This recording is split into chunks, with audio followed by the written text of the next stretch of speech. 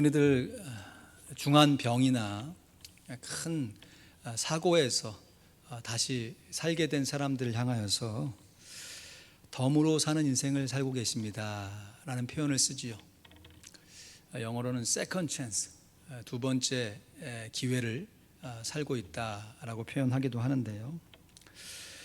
오늘 9.11 테러를 기념하는 또 이 날이고 하나님 앞에 예배하는 날인데요. 저는 9.11 테러가 있었을 때 한국에 있었습니다. 그때 이제 미국 유학을 막 준비하고 있었을 때 이 일로 인해서 뭐 유학이 늦어졌다기보다 그때 막 유학생들 다시 새롭게 검사한다, 하여튼 얼마나 복잡해졌는지 몰라요. 그러면서 한편으로 이렇게 생각해 봅니다. 그 이후로 한 20여 년의 세월이 지났잖아요. 여기 계신 분들은 그 뉴스를 미국에서 직접 보신 분도 계실 거고, 한번 생각해 보시죠. 내가 만약 그때 한 3천여 명이 이제 사망한 것으로 알고 있는데요. 생존자들도 있었습니다. 그때 내가 세컨드 찬스 그 당시에 있었는데 정말 기적적으로 다시 살게 되었다라고 가정해 본다면 나는 그때부터 지금 20여 년의 이민 생활을 나는 어떻게 살아왔을까? 한번 생각해 보세요. 그날이 그날 같고 또 편안함과 안전함이 그냥 익숙해서 또 일상의 삶 가운데 사소한 것 가지고 불평했던 우리의 삶의 모습이 만약 내가 정말 그 위험한 사고로부터 건짐을 받았다 라는 경험을 가졌다면 일상의 그 자그마한 것들 가지고 그렇게 연연했을까? 그것 때문에 막 밤잠을 못 이루고 어떻게 할까? 막 불안해하지 않았을까 싶어요. 우리가 상대적으로 살아갈 수밖에 없는 인생이지만 우리 모두가 다 덤으로 사는 인생인 줄로 믿습니다. 육신적으로 큰 병이나 사고를 경험하지 않다 할지라도 에베소서 2장 말씀에 보면 너희가 죄와 허물로 죽었던, 이미 죽었던 우리를 하나님이 다시 살리셨다라고 증거하고 있습니다. 제가 덤으로 사는 인생 이렇게 인터넷에 쳐보니까 이런 노래 가사가 이렇게 떠오르더라고요. 제가 한번 소개해 드립니다. 머리부터 발끝까지 성한데 하나 없이 부서지고 상처가 났지만 비틀비틀 아슬아슬 여기까지 왔다. 험한 세상 끝까지 나를 더 사랑해 준 당신 고맙고 사랑합니다. 지나간 모든 것, 모든 게 나에겐 선물이었고 기적이었어. 이제부터 난 덤으로 사는 인생. 오늘 설교의 제목이 새로운 삶인데요. 이 새로운 삶을 풀어 표현하면 덤으로 사는 인생이 되겠습니다. 이 새로운 삶은 제가 정한 제목이 아니라 이제 12월에 우리 다락방별 성경 암송대가 열릴 텐데 그때 암송해야 할 69절 가운데 있는 하나의 주제의 말씀입니다. 우리가 69절을 반복해서 주일마다 외우고 있잖아요. 근데 이게 일정한 형식에 의해서 묶여져 있는 암송 구절이에요. 총 5개의 주제가 있는데요. 그 5개의 주제마다 12개의 구절을 암송하게 되어 있습니다. 그래서 저는 계산하기 참 어려운데 5 곱하기 12 하니까 몇 개가 나오겠어요? 5, 1은 5, 5, 2, 10 하니까 69절이 나오게 되는 것이에요. 여러분 주보를 한번 보실래요? 주보 안쪽 보시면요, 설교 핵심 요 안에 내비게이터 성경 암송 69절 다락방 배정표 이렇게 되어 있어요. 찾으셨습니까? 예. 보시면 이제 내비게이터 선교회에서 하나님의 말씀을 어떻게 하면 잘 암송할 수 있을까 해서 5개의 주제로 이 69절을 이렇게 편집해 놓은 것입니다. 그래서 첫 번째 A 파트는 그 주제가 오늘 말씀의 제목처럼 새로운 삶으로 되어 있고 이 12구절을 우리 반석 다락방 식구들이 암송하시는 것입니다. 그리고 B 파트는 그리스도를 전파함이란 주제가 붙어 있고, 이 12구절을 포도가지 다락방 식구들이 암송하시는 것이에요. C파트는 하나님을 의뢰함이란 제목으로 12구절이 있고, 은혜 다락방 식구들이 암송하시는 것입니다. D파트는 그리스도 제자의 자격이란 주제로 이 12구절을 섬김 다락방 식구들이 암송하시고, 마지막 5번째 E파트 그리스도를 닮아감, 이 12구절은 믿음 다락방 식구들이 암송하시는 것이에요. 오늘 우리들이 예배 시간 가운데 성령 해서 2구절을 읽고 또 암송했잖아요. 여러분 받으신 전체 이 69절 표 한번 보시면서 성령의 주제가 어디 있는지 한번 좀 살펴보세요. 쭉 첫 번째 페이지, 요 페이지 밑에 있죠. 성령, 그죠? 글씨가 너무 작아 죄송합니다. 그 성령의 2구절이 있는데, 성령이 무슨 색깔로 되어 있어요? 초록색으로, 녹색으로 되어 있잖아요. 그러면 C, 하나님을 의뢰함이라는 주제 안에 묶여 있는 말씀이라는 걸 알 수 있고, 이 말씀을 은혜 다락방 식구들이 암송하시게 되겠습니다. 자세한 이 암송 방법에 대해서는 이 광고 시간에 더 함께 나누도록 하고요. 오늘은 이 첫 번째 주제, 우리 A 파트 새로운 삶에 대해서 함께 은혜를 나누려고 합니다. 새로운 삶이라고 하는 것은 말씀드린 대로 덤으로 사는 인생인데요. 덤으로 산다라고 하는 것은, 여러분 어떤 물건을 내가 샀는데, 옛날에 이제 재래시장 같은 데 가면 물건을 내가 값을 지르고 사면 단골이라든지 또 좀 친한 사람 오면 조금 더 이렇게 해서 주잖아요. 그게 덤 아닙니까? 덤, 그죠? 원래는 없는 것인데 받은 것이죠. 그러니까 기대하지 않는 이 받음으로 인해서 기쁨이 생기는 게 덤이죠. 덤. 여러분 덤으로 사는 인생은 그래서 기쁨으로 사는 인생이에요. 감격으로 사는 인생입니다. 우리 한 번 사는 인생이 덤으로 사는 인생으로 인식이 되어질 때 우리 마음 가운데 참 누구도 빼앗아 갈 수 없는 기쁨과 감격이 넘쳐날 수 있는 것이죠. 근데 여러분 한 번 사는 인생, 여러분 이 말이 맞는 말입니까? 한 번 사는 인생. 여러분 진짜 한 번만 사십니까?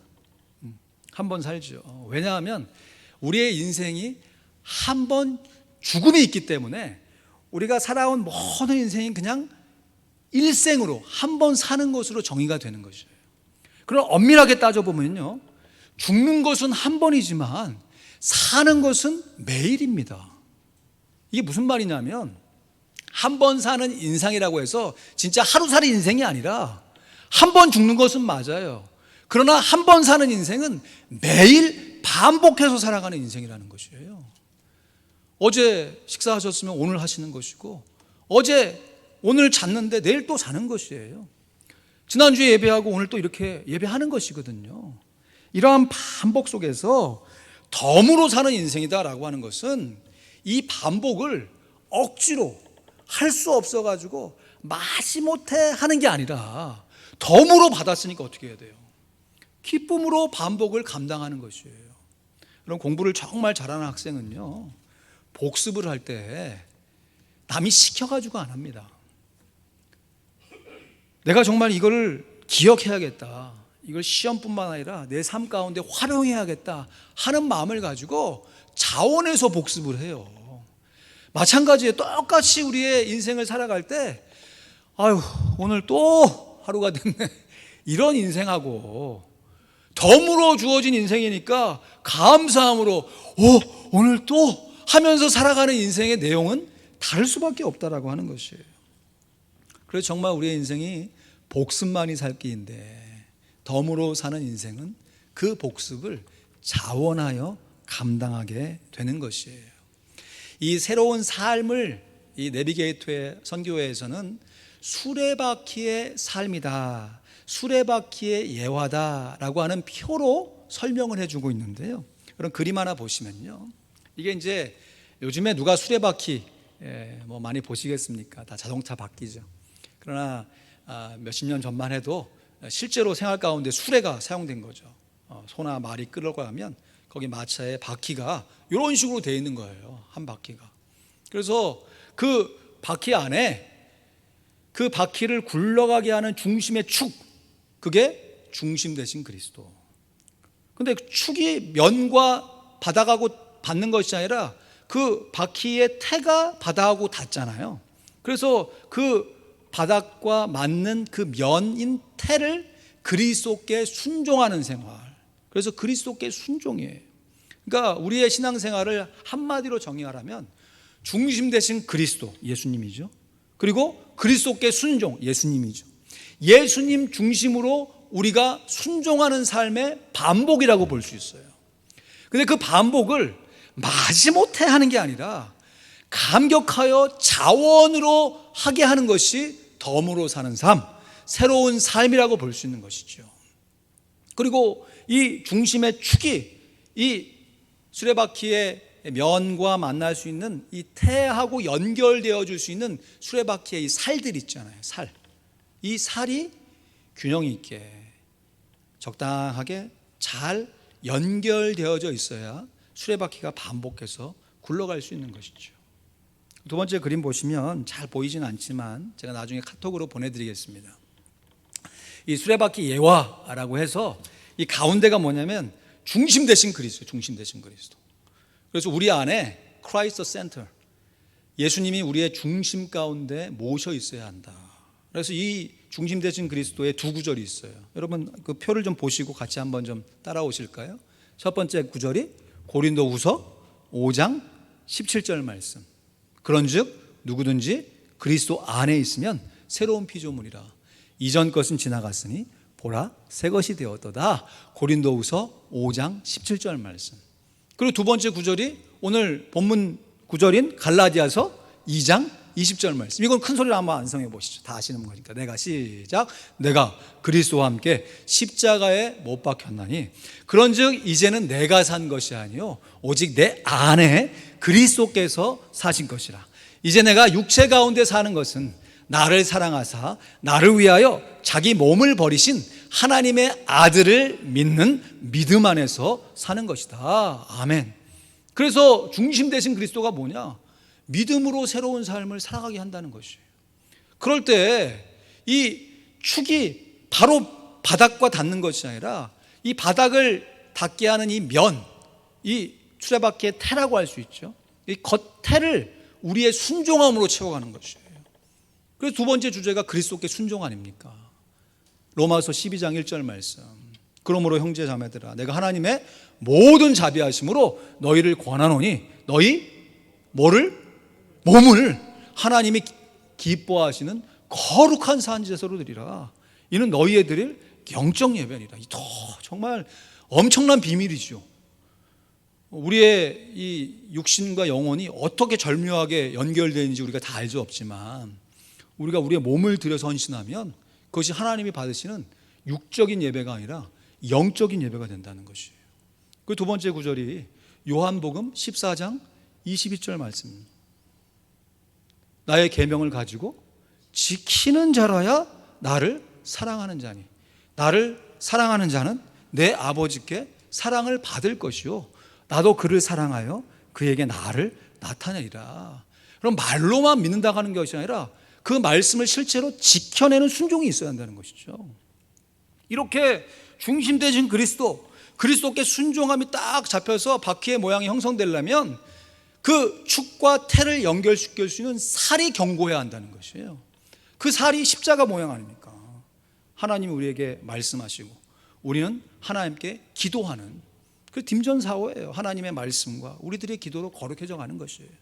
그 말씀 첫 번째 구절이 뭐예요? 하나님의 말씀. 디모데후서 3장 16절 말씀. 모든 성경은 하나님의 감동으로 된 것으로 교훈과 책망과 바르게 함과 의로 교육하기에 유익하니. 디모데후서 3장 16절 말씀. 구약에도 말씀이 있잖아요. 여호수아 1장 8절 말씀.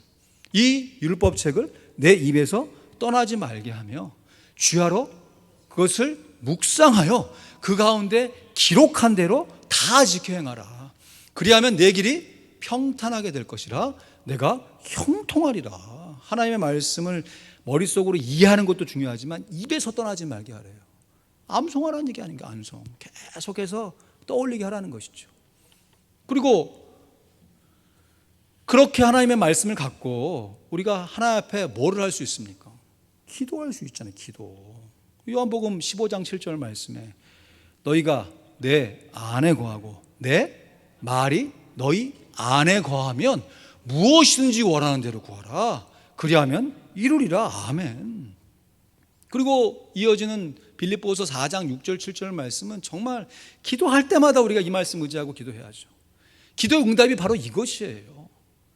빌립보서 4장 6절 7절 아무것도 시작 아무것도 염려하지 말고 오직 모든 일에 기도와 간구로 너희 구할 것을 감사함으로 하나님께 아뢰라. 그리하면 모든 지각에 뛰어난 하나님의 평강이 그리스도 예수 안에서 너희 마음과 생각을 지키시리라. 빌립보서 4장 6절 7절 말씀. 이 말씀에 근거하면 우리가 하는 기도의 응답은 뭐냐? 우리의 마음의 평강이 임할 때 기도의 응답인 것이. 환경과 여건, 물론 그것도 바뀌어지는 게 기도의 응답이지만 동일한 환경과 여건 속에서도 우리의 마음에 평안이 없다가 마음의 평안이 다 주의 성령의 능력으로 임하게 되면 하나님의 응답이 임한 것입니다. 할렐루야. 그렇게 우리가 말씀과 기도로 거룩해져 가는 삶을 살 때 이 말씀과 기도를 가지고 예수 믿는 성도들과는 교제를 하고 예수 믿지 않은 사람들에게는 복음을 증거하는 것입니다. 그것이 교제예요. 히브리서 10장 24절 25절 말씀. 서로 돌아보아 사랑과 선행을 격려하며 모이기를 패하는 어떤 사람들의 습관과 같이 하지 말고 오직 권하여 그날이 가까움을 볼수록 더욱 그리하자. 오늘 참 개인적으로 감사한 것은 여기 계신 성도님 몇 분이 이 2부 예배 시작하기 전에 기도하러 오셨어요. 일찍 오시면서 그런 얘기를 하시는 거예요. 모이기를 패하는 하지 말라고 하신 말씀 의지해서 왔다고. 그 얘기를 들을 때 참 얼마나 귀한지. 마태복음 18장 20절에 주님 이렇게 약속하셨잖아요. 두세 사람이 내 이름으로 모인 곳에는 나도 그들 중에 있느니라. 그럼 우리가 하나님 어디 계시냐, 하나님 나와 함께 해달라고 기도하는데 실제로 말씀과 기도를 가지고 서로 교제할 때 하나님이 거기 계신다고 말씀하시는 거죠. 그런데 이러한 말씀과 기도를 가지고 서로를 교제할 수 있는 성도들의 공동체도 귀하지만 아직 이러한 진리를 알지 못하는 사람들에게 주의 복음을 증거하는 건 역시 중요하다는 것이죠. 그 증거 로마서 1장 17절 말씀. 내가 복음을 부끄러워하지 아니하노니 이 복음은 모든 믿는 자에게 구원을 주시는 하나님의 능력이 됨이라. 첫째는 유대인에게요, 또한 헬라인에게로다. 그리고 예수님께서 제자를 부르신 궁극적인 목적이 뭐냐? 또 말씀하시되 나를 따라오너라 내가 너희로 사람을 낚는 어부가 되게 하리라. 마태복음 4장 19절 말씀.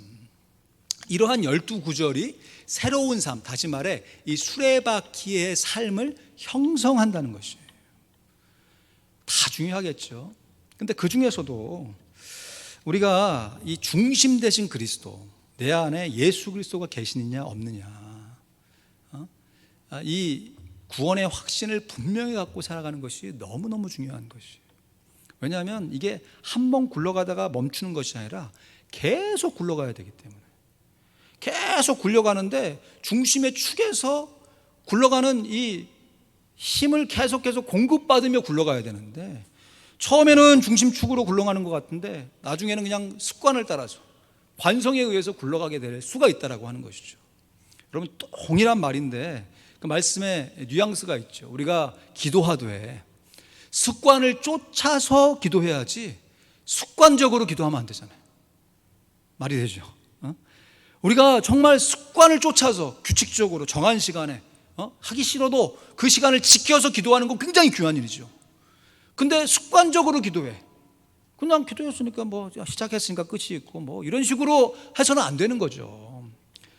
정말 성인을 가지고 최선을 다해 간절함으로 기도함이 있어야 될 거 아닙니까? 우리가 사는 신앙생활이 자칫 습관을 쫓아서 하는 신앙생활이 아니라 습관적으로 하는 종교생활이 될 수 있다는 것이에요. 그때 우리 마음 가운데 점검하고 또 점검해야 할 것이 내 안에 중심 되신 그리스도예요. 말로는 내가 예수님 믿는다고 얘기하는데 진짜 내 삶 가운데 예수님이 내 안에 역사하고 계시는지를 내 스스로를 계속해서 점검해 봐야 한다고 하는 것이에요. 사도 바울도 이 갈라디아에서 이렇게 신앙생활이 아니라 종교 생활을 하는 이 반복적인 이 습관적인 신앙생활을 다른 복음이라고 명명합니다. 우리 갈라디아서 1장 6절에서 9절 말씀에 보면요, 우리 말씀이 길지만 좀 같이 읽습니다. 천천히 시작. 그리스도의 은혜로 너희를 부르신 이를 이같이 속히 떠나 다른 복음 좇는 것을 내가 이상히 여기노라. 다른 복음은 없나니 다만 어떤 사람들이 너희를 요란케 하여 그리스도의 복음을 변하려 함이라. 그러나 우리나 혹 하늘로부터 온 천사라도 우리가 너희에게 전한 복음 외에 다른 복음을 전하면 저주를 받을지어다 했습니다. 여러분, 심지어 예수님의 수제자라고 하는 게바 베드로도 이런 외식함에 빠질 수가 있었다는 것이죠. 베드로가 누굽니까? 신앙의 우여곡절, 주님 부인한다고 했다가 다시 회복되어져서 이 예루살렘 교회의 수장으로 초대교회를 이루었던 지도자 중에 지도자잖아요. 근데 반복되는 신앙생활 가운데 본인은 안 그랬겠지만 다른 사람을 위해 준다는 명목 안에서 이렇게 외식을 했다라고 사도 바울이 면책하잖아요. 그 핵심이 뭡니까? 지금 같이 식사를 하는데 이방인들하고 유대인들이 함께 모여서 식사를 하는데 저 예루살렘에서 유대인들 파견단이 온 것이에요. 그때 베드로 입장에서는 아마 제가 베드로는 아니지만 이런 마음이었을 것 같아요. 굳이 이런 일로 서로 말썽을 피울 일이 뭐 있냐. 조금 우리가 성숙한 우리가 요 상황 조금 모면하면 뭐 그냥 큰 문제가 아니니까 그래서 식사 자리에서 그냥 먼저 나왔던 것 같아. 근데 사도 바울의 입장 가운데서는 지금 우리가 복음으로 시작했다가 아니 서로 유대인과 이방인들이 함께 식사하는 게 율법으로는 금해져 있지만 복음 안에서 그게 무슨 이슈가 된다고 저렇게 행동을 하는가? 저거는 잘못된 거다라고 판단하여서 면책을 하게 된 것 같아요. 그 상황 속에서 누가 맞냐? 라고 하는 그 모습은 제가 볼 땐 둘 다 맞을 수 있어요. 경우에 따라서. 그러나 오늘 이 말씀의 이 핵심 안에서 우리가 그리스도 안에서 자유함을 가질 수 있다면 그 상황 속에서도 담대하게 이방인과 식사할 수 있었던 것이죠. 여러분, 다른 복음이라는 것은 다른 사람 눈치 보며 신앙생활하는 거예요. 여러분, 다른 사람 눈치 안 보며 신앙생활하는 것도 큰 문제죠.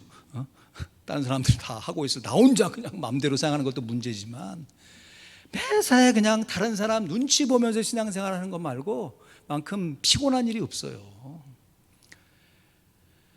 우리가 함께 살아가는 신앙생활 가운데 나름 이렇게 정해진 시간, 정해진 어떤 해야 할 일들이 있잖아요. 예배 시간만 해도 그런 거 아닙니까? 우리가 주일날 정해진 시간에 함께 예배해야지. 나 혼자 뭐 새벽에 예배하는 게 좋다 해서 주일날 혼자 와서 예배한다면 누가 같이 예배하겠어요? 그러나 남들이 한다고 해서 내가 그것을 그대로 따라야 될 이유가 그리스도 복음 안에서는 없습니다. 그럼에도 서로를 세워주기 위해서 함께 서로 신앙생활하는 것은 귀해요. 이 균형을 맞춰갈 때 어느 쪽에 무게중심을 두냐는 것이에요. 내가 그리스도 안에서 참된 자유를 얻었지만 내가 이 자유를 가지고 그냥 내 욕망, 내가 편한 대로 막 사는 것이 아니라 다른 사람을 섬기는 종으로서의 삶을 사는 것과 저 사람이 나에게 어떻게 하면 뭐라고 할까? 이렇게 하면 내게 무슨 손해가 올까? 이거를 막 계산해 가지고 어쩔 수 없이 종살이를 하는 것은 개념이 다르다는 것이에요. 차원이 다르다는 것이죠. 여기 계신 분들이 한 분도 그렇게 다른 사람 눈치 보며 신앙생활은 없으시겠지만 오늘 말씀을 통해 다시 한번 점검하기 원합니다. 내 중심 안에 내가 신앙생활하는 그 신앙의 원동력이 내 자신인가 아니면 예수 그리스도인가 하는 것이에요.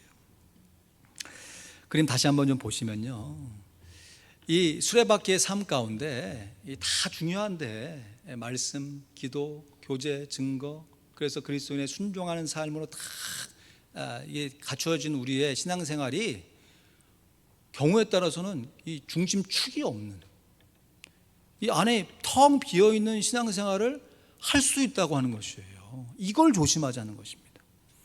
그래서 다른 것들이 필요 없다는 것이 아니라 정말 우리의 삶 가운데 중심 되신 그리스도 안에서 이 부분들을 잘 간직하고 살아갈 때 밖으로 겉으로 드러나는 것은 이 그리스도께 순종하는 삶, 이것밖에 없어요.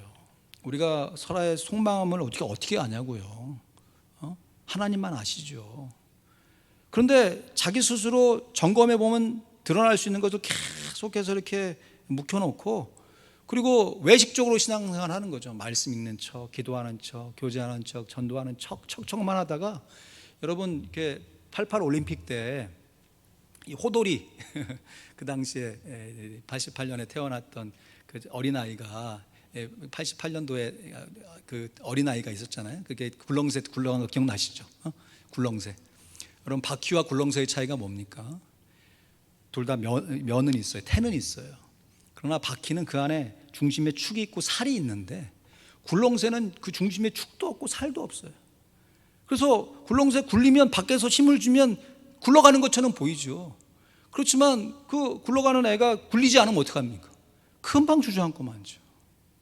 여러분, 우리의 신앙생활이 외적인 환경이 잘 갖추어지고 누가 격려하면 그때 조금 하다가 그런 환경적인 요건에 도움이 없으면 그냥 또 가다가 주저앉는 그런 삶의 모습이라면, 여러분 내 안에 지금 중심되신 그리스도, 그로 인한 이 수레바퀴의 살이 어떻게 되어 있는지를 한번 점검해 볼 필요가 있다는 것이에요.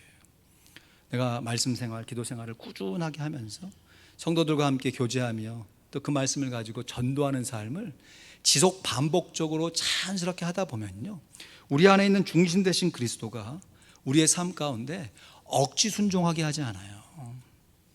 자원 순종하게 하십니다. 여러분, 종교 생활의 핵심은 억지 순종에 있어요. 하기 싫은데 억지로, 물론 그것도 필요할 때가 있어요. 그러나 신앙생활 처음부터 끝까지 다 억지로 하기 싫은데 해야 한다면 이건 신앙생활이 아닌 것이에요. 제가 예수님 믿고 나서 참 지금은 이제 그런 생각 안 하죠. 참 어렸을 때 그런 생각 했던 적이 있어요. 하나님, 아니 예수를 믿으면 구원을 받는 거 제가 알겠습니다. 그러면 그 사람이 예수를 믿지 않겠다 하더라도, 아니 예수를 안 믿으면 영벌에 처지게 되면, 그 사람 마음 문 박차고 깨부시고 들어가셔라도 그 사람 구원해야 되는 거 아닙니까? 여러분 그렇지 않아요? 뭐 물에 빠져갖고 막 허우적거리고 있는 사람 혼자 못 산단 말이에요. 그거 보고서 구조대원이 옆에 가갖고 구조받기를 원하십니까? 이렇게 묻고 구조하는 사람이 어디 있어요? 일단 건져내는 거지. 일단 건져내놓고 일단 봐야 될 거 아니야. 근데 왜 하나님 그렇게 안 하시고 예수님이라고 하는 구원자를 우리에게 허락해 주셔놓고 예수를 믿어야만 구원받는다는 조건을 왜 또 거십니까? 이게 앞뒤가 안 맞는 거 아닙니까? 하나님 앞에 따진 적이 있어요. 그때 하나님이 이제 시간을 지나가면서 이렇게 깨닫게 하시는 것은, 신앙의 삶이 구원받는 건 맞다. 그러나 구원받은 이후에 자원하는 신앙생활로 나아가야 하기 때문에 하나님께서 믿음으로 말미암아 구원받는 조건을 제시하셨다는 것을 깨닫게 됐어요. 나 구원받기를 원치 않았는데 날 왜 구해놓으시? 이런 딴소리 하지 말라는 것이. 물에 빠진 사람 건져냈더니 보따리 내려, 이런 딴소리 하지 말고 정말 내 힘으로 구원받지 못했다는 것을 겸손하게 인정하고 주님의 은혜로 구원받은 그 이후의 삶을 다른 사람 눈치 보면서 억지로 사는 것이 아니라 자원하여서 감격으로 살 수 있는 풍성한 삶을 살아갈 수 있도록 하는 것이에요. 그리고 요한복음 10장 10절 말씀에 예수님께서 이 땅에 오신 것은 양으로, 우리 사람을 양으로 표현한 거죠. 생명을 얻게 하고 더 풍성하게 얻게 하랍니다. 여러분 신앙생활을 하면서 신앙의 깊이와 연륜이 깊어져 갈수록 풍성한 삶을 누리고 계십니까? 아니면 마지못해 오늘도 또 주일이네, 이런 삶을 혹시나 살지는 않으십니까? 환경에 따라서 물론 잠깐 우리의 마음이 흔들릴 수 있어요, 누구든. 그러나 그 중심 되신 그리스도가 견고한 사람은 환경 탓을 할 수가 없습니다. 예수님이 십자가에 달리신 그 환경을 여러분 생각해 보면 우리가 감히 어떻게 우리가 당하고 있는 환경과 견주어 볼 수가 있겠어요?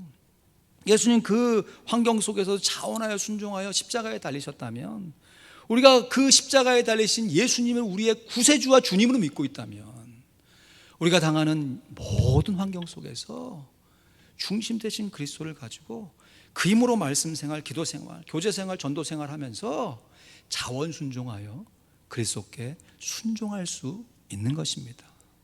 두 가지 그림을 좀 소개해 드리려고 하는데요. 첫 번째 그림은 제 9세기의 교부이죠. 세인트 존 클리마커스라고 하는 분이 그린 그림인데요. 이게 어떤 그림이냐면, 배경이 이 아래가 이 세상이고요, 천국에 오르는 사닥다리입니다. 그래서 제목이 The Ladder of Divine Ascent 그랬어요. 그러니까 천국에 오르는 사다리라는 제목이에요. 그리고 실제로 이제 그 맨 위에 이제 본인이겠죠. 세인트 클라머트스가 앞장서 이렇게 천국으로 올라가는 그림이 있고요. 그 뒤에 이제 많은 이제 중세 성도들이 그 뒤를 따라서 천국의 계단을 한 값씩 올라가는 그림이에요. 그리고 저 왼쪽 위쪽에 보면 이미 천국에 올라간 이제 성도들이 이제 바라보면서 응원도 하고 어떻게 올라오나 하고 지켜보고 있는 그림이에요. 근데 밑에 보면 이제 이게 이제 사탄인데, 귀신들이 다 끌어내리는 거죠. 이제 올라가는 이제 성도들을 어떻게든지 끌어내리는 이런 그림이에요. 이게 중세 시대에 그들이 말하는 신앙생활하는 종교생활입니다. 그러니까 내 스스로 내가 천국에 가는 순례자인데 내 힘과 노력으로 천국에 올라가야 된다고 생각한 것이.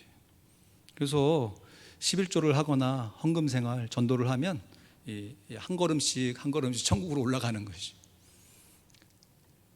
일시적으로는 큰 힘이 될지 모르겠지만 이 그림의 근본적인 한계는 뭐냐, 내 힘과 노력으로 천국에 올라갈 수 있다라고 생각하는 것이. 여러분, 우리 구주 예수 그리스도 외에 하나님께로 가는 다른 길이 없습니다. 두 번째 그림은 그래서 이 예수님께서 이 나사로를 다시 살리신 그림이에요. 예수님께서 나사로를 다시 살리셨을 때 좀 보여주실까요? 예수님께서 나사로를 살리실 때 이 수족이 메인 배에 쌓이는, 이미 죽어가지고 냄새나 있는, 장사가 되어져 있는 그 시신을 향해서 다시 살리신 거잖아요. 성경 말씀에는 풀어놓아 다니게 하라 하고 끝났어요. 그리고 나서 실제로 이제 나사로를 다시 풀어가지고 이제 이 배가 다 배옷이 없어지고 다시 살린 그 장면을 이렇게 상상해서 그린 그림이에요. 이제 17세기의 구치노라고 하는 화가가 그린 그림이고요. 루브르 박물관에 있다고 합니다. 기회가 되면 직접 보기도 원하는데, 여러분의 신앙생활의 핵심이 어디에 있느냐? 우리가 나사로와 같이 이미 죽었었다라고 하는 것이에요. 여러분, 이미 죽은 사람이 무슨 노력을 통해서 천국에 이뤄갈 수 있겠어요? 내 힘과 노력으로는 이뤄갈 수 없다는 것을 인정하는 것이죠. 그리고 다시 살리심을 받은 것이에요. 그 살림 받은 감격을 가지고 나중에 천국에 가면 이 나사로 만나야죠. 그 이후에 다시 죽기까지 어떻게 살았습니까? 그 덤으로 사는 새로운 인생을 어떻게 살았습니까? 한번 물어봐야 하지 않습니까? 여러분, 우리가 예수 믿기 전에 우리의 영이 다 죽었다가 다시 살림을 받고 이제 뭐 어떤 여건이 있든 간에 한 번 사는 인생이니까 그 한 인생을 다 살고 주님 앞에 갈 때 그 남은 인생을 살아가면서 내 힘과 노력으로 뭔가를 이루는 것이 아니라 하나님 주신 은혜를 가지고 우리의 신앙생활을 감당할 수 있어야 하는 것이죠. 정말 내 스스로 아무것도 할 수 없다라고 하는 이 신앙적인 외침은 말 그대로 그냥 아무것도 안 하고 가만히 있으라는 얘기가 아니라 지금 함께 나누었던 이 수레바퀴를 내 힘과 노력으로 살아가지 말라라고 하는 것이. 이 두 가지 그림을 함께 오버랩해서 볼 필요가 있습니다. 여러분, 우리가 천국으로 올라가는 이 수레바퀴를 내 힘과 노력으로 가는 것이 아니라 주님이 나를 다시 살렸다라고 하는 감격으로 갈 수 있다고 하는 것이죠. 이것이 새로운 삶이에요. 이 반복된 삶 가운데 내가 율법에 매여서 살지 아니하고 율법의 자유함을 얻어서 기쁨과 감격으로 신앙생활을 할 수 있다는 것, 이게 복음이 주는 메시지이고, 이것이 우리가 예수님을 믿었지만 또 다른 믿음으로 우리를 인도하시는 주님의 은혜인 것이죠. 그래서 내가 복음을 부끄러워하지 않는데, 이 복음은 모든 믿는 자에게 구원을 주시는 하나님의 능력이 되지요. 그것이 첫째인 유대인, 둘째인 헬라인, 둘 다 마찬가지지만 복음에는 하나님의 의가 나타나서 믿음에서 뭐로 또 이르게 한대요? 믿음에서 믿음에 이르게 하는 것이에요. 첫 번째 믿음도 믿음이지만 두 번째 믿음도 믿음인 것입니다. 우리가 예수님을 처음 믿어서 감격적으로 믿었던 믿음뿐만 아니라 그 이후에 덤으로 사는 인생 가운데 믿음으로 살아가는 것이죠. 이런 의미에서 갈라디아서 2장 20절이 우리에게 큰 울림이 되는 것입니다. 우리 같이 읽거나 암송해 볼까요? 중심 되신 그리스도, 시작. 중심 되신 그리스도. 갈라디아서 2장 20절 말씀. 내가 그리스도와 함께 십자가에 못 박혔나니 그런즉 이제는 내가 산 것이 아니요 오직 내 안에 그리스도께서 사신 것이라. 이제 내가 육체 가운데 사는 것은 나를 사랑하사 나를 위하여 자기 몸을 버리신 하나님의 아들을 믿는 믿음 안에서 사는 것이라. 갈라디아서 2장 20절 말씀. 아멘. 아멘인데요, 갈라디아서 2장 19절 또 그 마지막 21절 말씀에 이런 구절이 있어요. 내가 율법으로 말미암아 율법을 향하여 죽었나니 이는 하나님을 향하여 살려 함이니라. 내가 하나님의 은혜를 패하지 아니하노니 만일 의롭게 되는 것이 율법으로 말미암으면 그리스도께서 헛되이 죽으셨느니라. 이 말씀 가운데 20절 말씀이 있는 것이죠. 우리 19, 21절은 우리 같이 읽고 20절 말씀 암송하면서 전체적으로 이 세 구절 같이 읽어볼까요? 시작. 내가 율법으로 말미암아 율법을 향하여 죽었나니 이는 하나님을 향하여 살려 함이니라. 내가 그리스도와 함께 십자가에 못 박혔나니 그런즉 이제는 내가 산 것이 아니요 오직 내 안에 그리스도께서 사신 것이라. 이제 내가 육체 가운데 사는 것은 나를 사랑하사 나를 위하여 자기 몸을 버리신 하나님의 아들을 믿는 믿음 안에서 사는 것이라. 내가 하나님의 은혜를 패하지 아니하노니 만일 의롭게 되는 것이 율법으로 말미암으면 그리스도께서 헛되이 죽으셨느니라. 아멘. 말씀을 맺습니다. 새로운 삶이란 덤으로 사는 인생입니다. 우리 안에 중심이 되신 예수 그리스도의 그 믿는 믿음을 가지고 예수님께, 그리스도께 순종하는 삶을 우리의 삶 가운데 말씀과 기도와 교제와 증거의 삶을 균형 있게 자원 순종함으로 이루어가는 삶인 것이에요. 날마다 반복되는 우리의 신앙생활 속에서 기쁨과 감사가 더욱더 넘쳐날 수 있도록, 그래서 우리가 행하는 모든 행사 가운데 자원 순종함으로 말미암아 복음을 누리며 복음을 전하며 사실 수 있기를 우리 구주 예수 그리스도의 이름으로 간절히 축원드립니다. 아멘.